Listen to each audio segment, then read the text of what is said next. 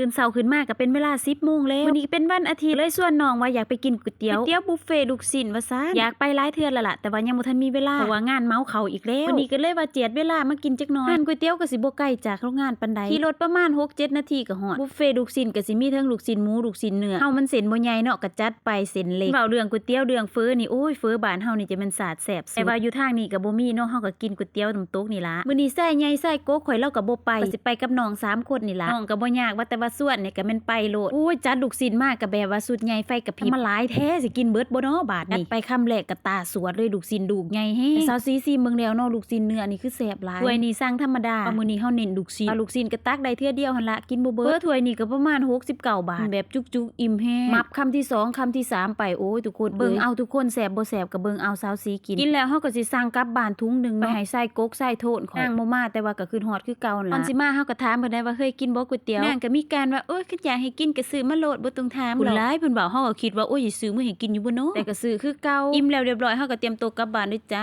หาเฮ็ดงานเมาที่เฮาฮักต่อ